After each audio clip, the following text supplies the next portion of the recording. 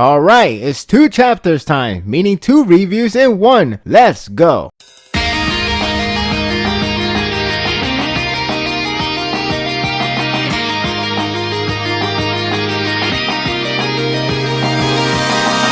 Two chapters for a price of 1 release date. We also have more movie info as well.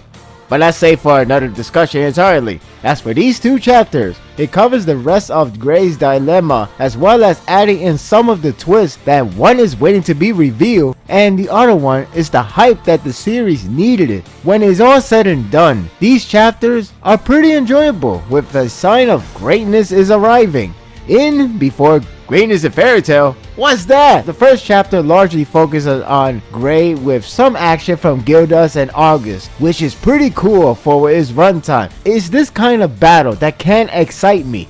It's short, but for what it displayed, it's like a good teaser. Kana shows up for a possible father-daughter combo, though August finds it thrilling. If I were him, I would focus solely on Gildas first and foremost before dealing with Kana. I can imagine one-sided battle. While the action was short yet fun, the real focus is on Gray and Zeref. I don't know if it's because it's been so long to see a menacing villain, but Zeref really stands out to me. It's amazing because I remember how he started off like a sympathetic character. Now looking at the current him, I really like it. His words exchanged with Gray come off believable as a villain. He feels intimidating as he recites his connection from the past to the present and his desire. He presents himself as a man who knows so well of his world and believes on what needs to be done.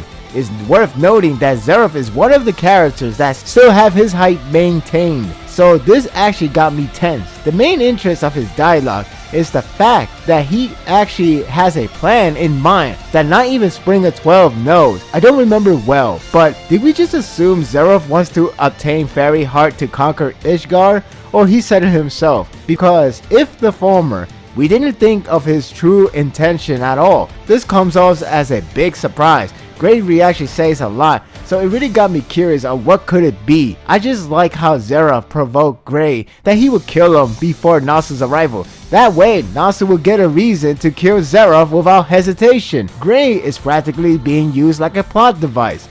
This man is cruel as hell. There is a good point coming from Gray, as this is his chance to share his view on Nasu and En. It turns out that he did come to his senses and decide to let go of the past, and what's there in the present is what he should focus on. It was not done quickly like Nasu's answer to Igdo, so this has some effectiveness behind it. It also has tie-in with Zera's word about the past and present connections, so it's all good. You can tell he regrets his irrational behavior so much he decides to take his own life with Lost Ice Shell. Logic! Okay, that is not the only reason, but he's performing it in order to redeem himself, and most importantly, to end the war without killing Natsu. This is a good twist for Gray to pull this act, mainly because of where this is coming. Zeref is like, oh crap, that exists. It's an understandable act that thankfully the end piece didn't betray its moment. However, his action speaks volume, sticking to the core of a character. I was wondering that since Gray won't die here, how Mashima would excuse this.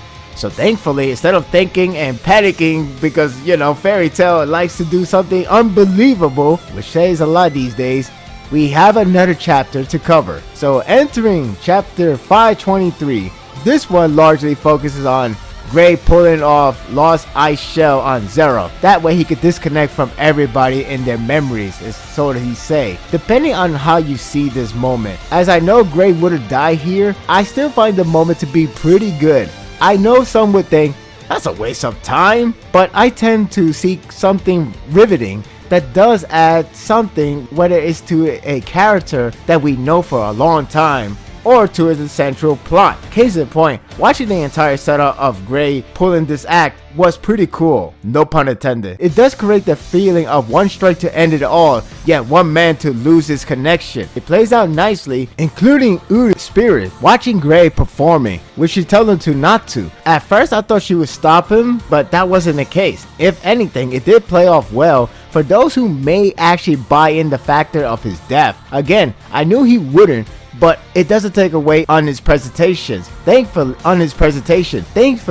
Natsu shows up for more than one obvious reason. Many, including myself, would be wondering if Gray did pull it off, how in the world he would come back to life, let alone betray his concept. Much like that character that almost dies but saved in the final second scene from any other series, Natsu stops him. If Gray did in fact pull it off and live to tell about it, or get revived even, it would have really harmed a lot to the core of Gray's action. You can argue that being stopped still harms it, however, it maintains the momentum of Gray because we still believe that Ice Shell is an auto game over technique.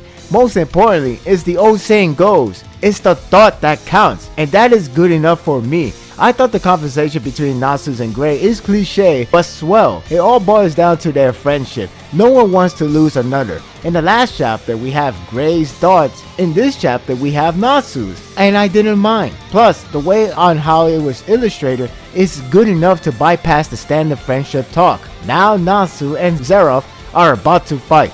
I'm starting to wonder the series runtime. I'm not saying it got cancelled, but how much material is left to cover? I'm a bit astounded that Mashima could pull off a really good visual for 2 chapters in a week. Granted, they may be done ahead of time, but it's still not easy. There is really good panel structure to the whole sequence of Lost Ice Shell attack. It builds and builds for an anticipation of his attack to go through. Even when it was stopped, it has that silent moment that gives you the sense of relief. Zerov takes the show easily by his presence alone. His cocky attitude expressions give him a strong aura that we needed for a villain. I mean, August still got it, but we need that reassurance of the main villain to carry that presence. That uniform he has on does make him look tough as hell and presented like the final boss. I should comment that I like how there's a mixed feelings about defeating Zerov. Lucy couldn't even pull a sincere smile because who really knows if Natsu will die if Zerov dies. It's not brushing off that notion, which is good to have tension for them to embrace. It's consistent and adds more when the result slowly approaches us.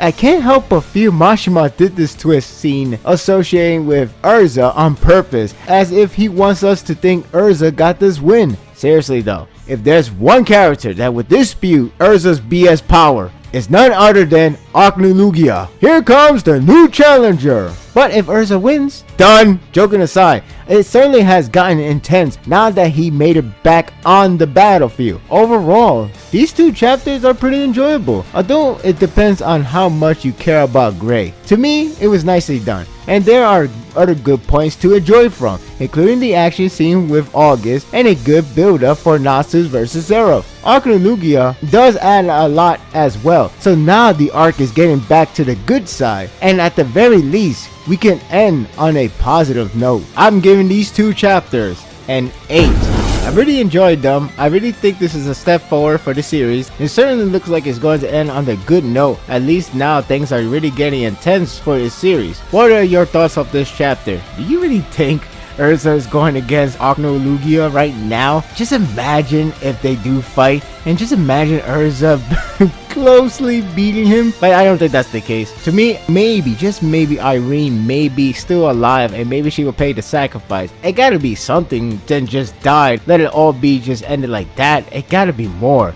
I mean, I know a lot of people probably think it's kind of ridiculous for her to be alive instead of being completely dead, but it's better to just have her dead with no rhyme or reason. My thoughts are told, don't let yours on hold. Leave a comment below. Thank you for watching this video. If you like this and want more of this, subscribe to my channel and my world will be yours to stay. Until next time, take care.